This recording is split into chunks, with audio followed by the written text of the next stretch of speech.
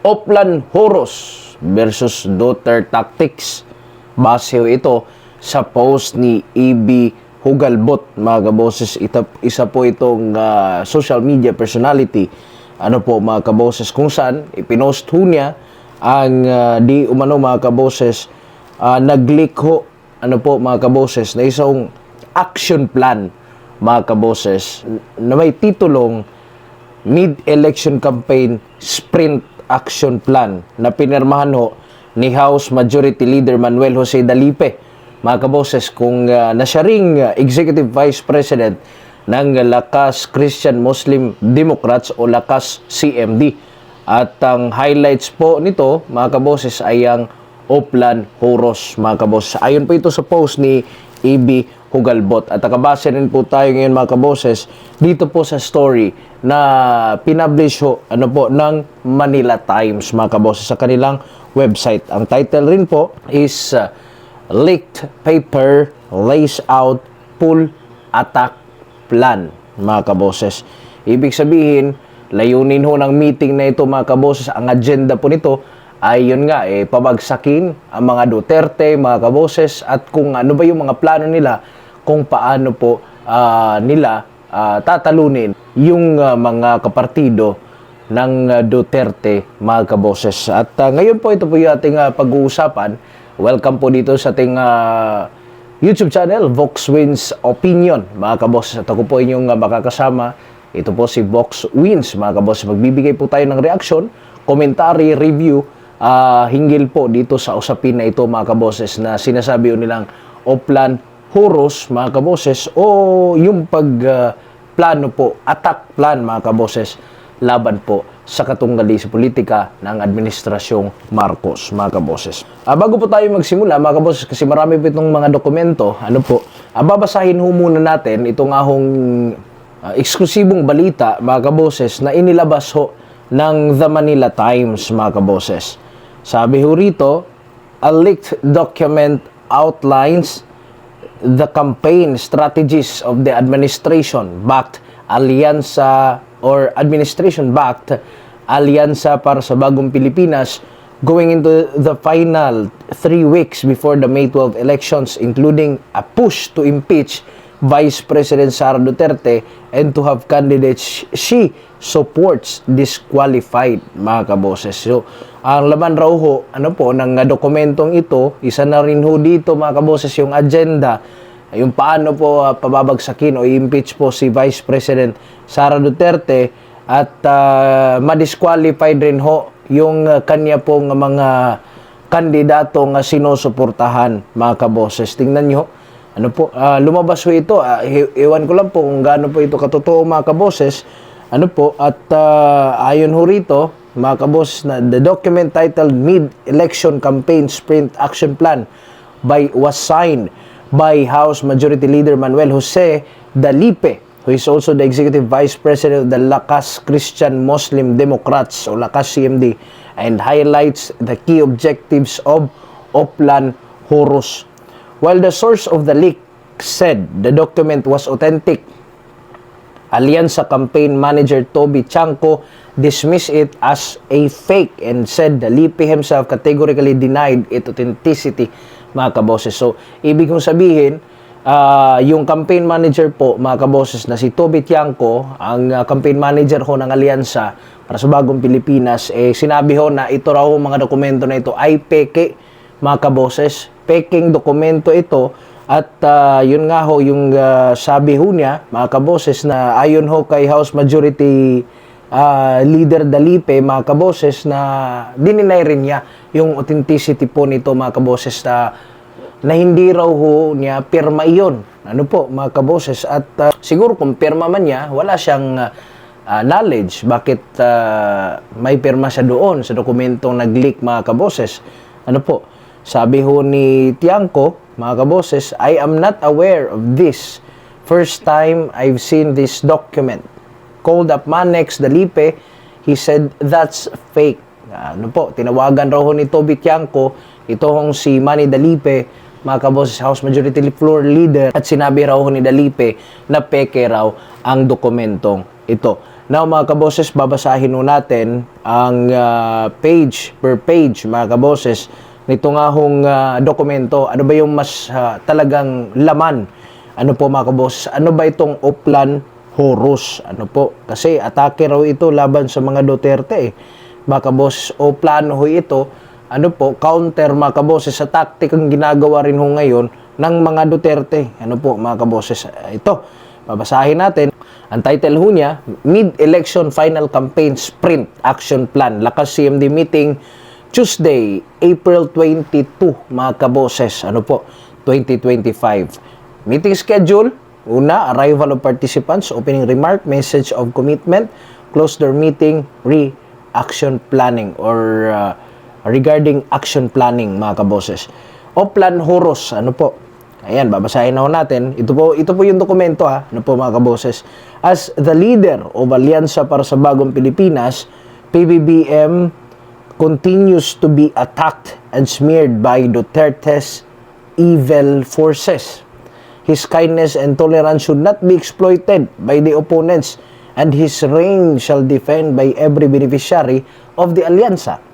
According to the President's instructions, Lakas CMD will continue to advance the Oplan Horus as a staunch ally to maintain the Alyansa's advantage post-midterm election. Ayan. What we've accomplished 1 year daw after the Oplan Horus formulated, matagal na pala itong Oplan Horus mga kaboses, the Alyansa has made encouraging progress. May progreso daw matapos ginawa itong Oplan Horus, kasi nga yung target ng Oplan Horus talagang pabagsakin. Ayon ho dito, according to the President's instruction, Lakas CMD will continue to advance the Oplan Horus. Ano po mga kaboses?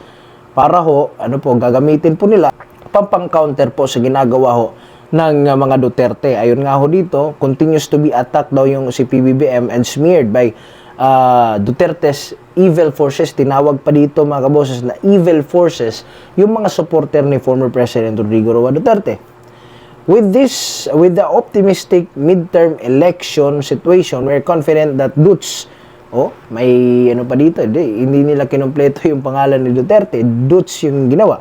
Sinabi mga kaboses, will not be able to challenge the PBBM's leadership before 2028. We have accomplished how to defend. Set up a core campaign team to include Speaker Martin, President Tamayo, Kong Toby, and Kong EAG, etc. Align with more parties. Ayun nga, ensure the centrality of PFP while aligned with Lakas in UP, Nacionalista, and NPC, and etc. Yan na po yung nangyayari ngayon kasi marami po yung partido na mga kaboses na nakasama sa alyansa mga kaboses. Number 3, endorsed VIP candidates. Wow. VIP candidates pa ang inendorso. Ang VIP candidates po ay sina Congressman Erwin Tulfo, Senator Ping Lacson, Senator Manny Pacquiao, Senator Bong Revilla, Senator Lapid, and Mayor Abby Binay, and etc. Mga kaboses. Number 4, raise campaign funds. Congressman Zaldico prepared 8 billion pesos budget to cover rallies and logistics as well as cash and propaganda fees. Wow! Kung totoo man ito mga kaboses, dininay naman ito ni Copto Bitiangco. Naku po, napakalala po nito kung totoo man itong dokumentong ito mga kaboses na lumabas o nag-leak po mga kaboses na inilabas ho ng Manila Times. Sinabi ho talaga kasi rito mga kaboses na si Zaldico ay nag-prepare ng 8 billion pesos budget. Saan kaya kinuha yung 8 billion budget kung totoo man ito mga kaboses? Pangapat, raise campaign funds. Number 5, use policy tools like exemption of rice tariffs and improvement of uniform personnel's remuneration packages. Mga kaboses, tingnan nyo. Number 6, information campaign. Reactive social network established during 2022 national election and absorb more SOCMED influencers. Mga kaboses. So, ibig sabihin, yung information campaign nila, mga kaboses, mas talagang mas pinalawig pa nila mga kaboses o mas pina-improve pa nila itong social network mga kaboses nila noong 2022 national election at nag-absorb po sila ng mga social media influencers mga kaboses. At dito po, how to attack. Okay, dito na tayo. Number 1, ICC arrest plan. PNP, PDEA, HRC, Congress worked with Senator Trillanes for ICC investigation to obtain arrest warrant for Duterte and successfully arrested and transferred him. Wow. Plano pala ito talaga mga kaboses. Ano po yung kung totoo man ito mga kaboses, talaga bang sila talaga yung plano ano po ng pagka-aresto ko kay former President Rodrigo Roa Duterte? Ano po mga kaboses, kasi ito po yung number 1 eh. Ano po, nag-leak po ito ng dokumento mga kaboses na ewan natin kung saan galing ito ng Manila Times mga kaboses, kasi Manila Times po ang naglabas ho nito mga kaboses. And sana may imbestigahan ho ito mga kaboses, ano po, dahil talagang planado po lahat, ano po mga kaboses, tingnan nyo. Number 2, domestic investigation. The House, DOJ, NBI, COA, AMLC's ongoing investigation on drug war and CF cases. Number 3, launch impeachment. The House launched and passed the impeachment complaint against Sara in the support of soft budget, AX, AKAP to PAD. Oy, mayroon pala talagang natatanggap yung mga nag-support mga kaboses. Ano po, nagpirma doon sa House. Ano po, soft budget, AX, AKAP. Kapalit po ng pagpirma, mayroon pong budget mga kaboses sa AX, AKAP to. Padatalamahan naman ho natin yan na napaka-questionable po ng mga bagay na iyan mga kaboses. Ano po? Pang-apat, weekend, the Dutch Alliance. The action plan against Kibuloy and his QJs is completed. Therefore, squeeze Dutch campaign funds. Oh, kaya pala inuna nila si Pastor Apollo Kibuloy. Ano po mga kaboses, para pilayan po si former President Rodrigo Roa Duterte. Matindi rin itong taktikang uplan-huros na ito mga kaboses. Ano po? Talagang inuna nila si Pastor Apollo Kibuloy at para ho talagang mabalda mga kaboses, kasi alam naman natin ang laki po ng suporta ni Pastor Apollo Kibuloy kay former President Rodrigo Roa Duterte mga kaboses. Pang-5, counter disinformation. Fight back Duterte and KOJC by information campaign on drug war, smuggling and private military. Nako po. Following strategies and moves, speed up impeachment on Senate using FLR to win Senate votes through speeches. Pero hindi po nagwagi ito mga kaboses, kasi nga hindi naman ho nagpatawag si Chis Escudero, Senate President Chis Escudero mga kaboses, ano po, ng special session ano po para po sa impeachment si Vice President Sara Duterte. Number 2, pull down booming ratings of Dutch candidates due to Duterte's arrest. PNP, PEDA, HRC, Congress to work with ICC for investigation and arrest warrant for BG and De La Rosa. Wow. Bongo and De La Rosa siguro itong BG. Ano po mga kaboses. Hindi kasi nag-drop ng pangalan. Ano po mga kaboses. So, dito, fail din sila dito. Kasi sino ba yung bumagsak? Ano na ratings? Hindi naman po yung mga Duterte yung bumagsak. Mga kaboses, yun ang alyansa po, yung bagsak, yung ratings, mga kaboses. Number 3, carry forward domestic investigation. The House, DOJ, NBI, COA, AMLC investigate drug war and CF cases. Ano po? Disqualify key candidates, file drug and murder cases against Duterte, Pulong, BG. Sino nga pala itong BG? Bongo siguro ito. And De La Rosa in local courts and disqualify them in Comelec. Fund Carlo Nograles in wow! So, ibig sabihin, planado rin ang pagkapanalo ni Carlo Nograles, if ever, na push ito mga kaboses. Ito parang failed sila dito.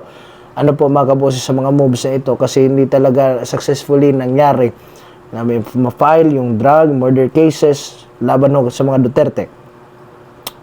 So, ibig sabihin, hindi malayo hong gawa-gawan po sila ng kaso, mga kaboses, yung mga Duterte, para po maging baldado talaga yung kanilang panig, kasi alam naman natin na napakalakas po ng mga Duterte dito sa bansa natin, mga kaboses. Number 5, counter disinformation, shut down those fake accounts.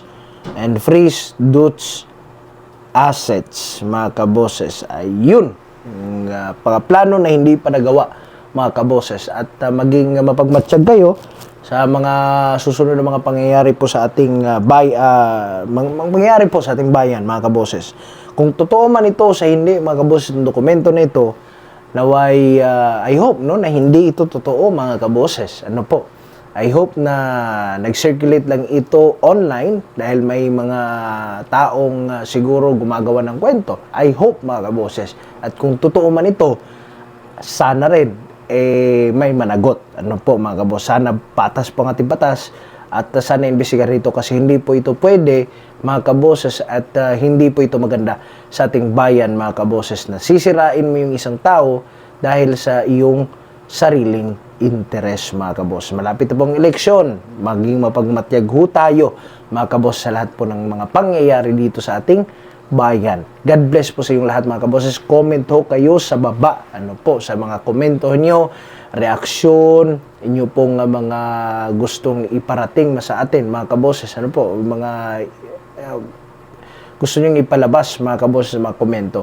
Huwag lang po kayo mag-away-away at huwag po kayo magmura, mga kaboses. Ano po, lahat po tayo may kanya-kanyang pananaw, mga kaboses, tungkol po sa mga napapanahong issue sa ating bayan. God bless po sa inyo lahat, mga kaboses. Ako po si Vox Wins at ito po ang Vox Wins Opinion, mga kaboses. Maraming salamat po sa inyong pakikinig.